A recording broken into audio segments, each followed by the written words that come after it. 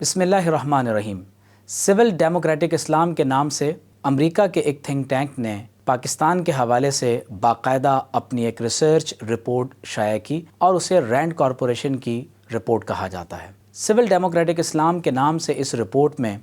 پاکستان میں جتنے بھی مسلمانوں کے فرقے پائے جاتے ہیں اس حوالے سے ایک نئی تقسیم اور ایک نئی فرقہ بندی اس تھنک ٹینک کی طرف سے پروپوز کی گئی۔ کہا گیا کہ پاکستان میں کچھ لوگ وہ ہیں جو فنڈامنٹلسٹ ہیں، کچھ وہ ہیں جو ٹریڈیشنلسٹ ہیں، کچھ وہ ہیں جو ماڈرنسٹ ہیں اور کچھ وہ ہیں جنہیں سیکولرسٹ کہا جاتا ہے۔ فنڈامنٹلسٹ سے مراد وہ افراد ہیں کہ جو دین اسلام کو ایک مکمل ضابطۂ حیات کے طور پر نہ صرف مانتے ہیں بلکہ اس پر عمل کرنے کی بھی کوشش کرتے ہیں، اور ظاہر ہے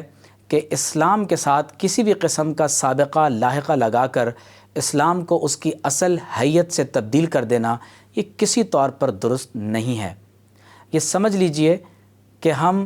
فنڈامنٹلزم، اسلامک فنڈامنٹلزم، ٹریڈیشنلزم یا اسی طرح سے ماڈرنزم، سیکولرزم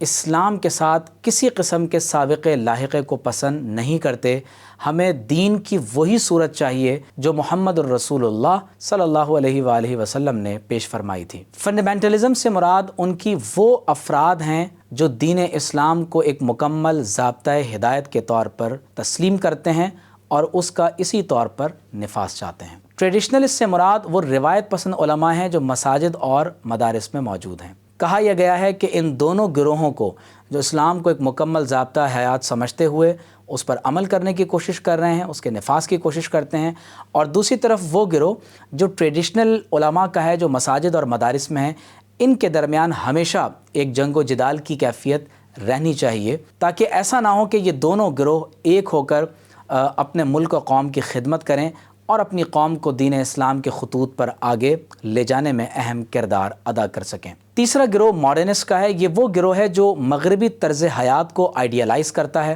اور اس گروہ کو بدعتی گروہ بھی کہا جا سکتا ہے کیونکہ اس گروہ کی کوشش یہ ہوتی ہے کہ یہ اسلام کو ویسٹ کے ساتھ کمپیٹیبل کرنا چاہتے ہیں، مطابقت پیدا کرنا چاہتے ہیں، اور یہ مغربی تہذیب کے مطابق دین اسلام کی بنیادوں میں دلائل کے ذریعے سے اس کا جواز فراہم کرنے کی کوشش کرتے ہیں۔ آپ کو نظر آئے گا کہ بہت سے لوگ ایسے ہیں جو ویسٹ کی تعبیرات کے مطابق دین اسلام کو نعوذ باللہ من ذالک مسخ کرنے کی کوشش میں لگے رہتے ہیں، اور ایسے افراد کے لیے باقاعدہ مین اسٹریم میڈیا میں ایک جگہ تلاش کی جاتی ہے اور ان کو کوشش کی جاتی ہے کہ وہ کسی طریقے سے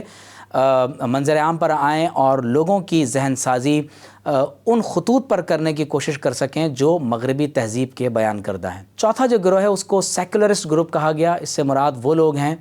کہ جو دین اسلام کو بھی لائک اینی ادر ریلیجن ایک پرسنل میٹر سمجھتے ہیں، اور ان کے لیے دین اسلام نہ ایک ضابطہ حیات ہے، نہ ایک ضابطہ ہدایت ہے، نہ وہ روایت پسندی سے جڑے ہوئے ہیں کہ وہ اسلام کو امت کی اجماعی روایت کے تناظر میں سمجھتے ہوں۔ اور اسی طرح سے یہ وہ گروہ بھی ہے کہ جو اسلام کو ایک محض میرلی ایک ریلیجن سمجھتے ہوئے دیگر مذاہب کی طرح سے صرف مسجد، ممبر اور محراب تک محدود کر دینا ہی بہتر سمجھتا ہے۔ پانچواں گروہ ان صوفیز کا بیان کیا گیا جو نہ روایت پسند ہیں، نہ قدامت پسند ہیں، نہ ان کے اندر جدت ہے، نہ وہ سیکولرزم کو مانتے ہیں، بلکہ جو مغربی تہذیب کا ایجنڈا ہے وہ اس کو مکمل طور پر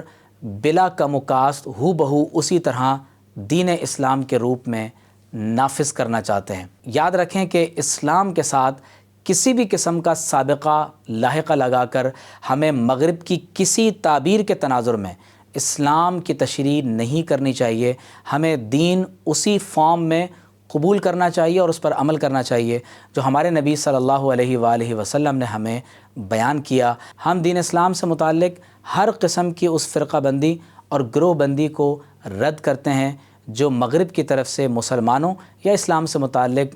پیدا کرنے کی کوشش کی جا رہی ہے۔ ہمیں رجوع کرنا ہے اس دین کی طرف جو محمد الرسول اللہ صلی اللہ تعالیٰ علیہ وآلہ وسلم کا دین حق ہے۔ اللہ تعالیٰ پاکستان کی حفاظت فرمائے، اللہ رب کریم عالم اسلام کی حفاظت فرمائے، اور بالخصوص فلسطین اور غزہ کے مسلمانوں کے لیے دعا کریں کہ اللہ رب کریم ان کی مدد و نصرت فرمائے۔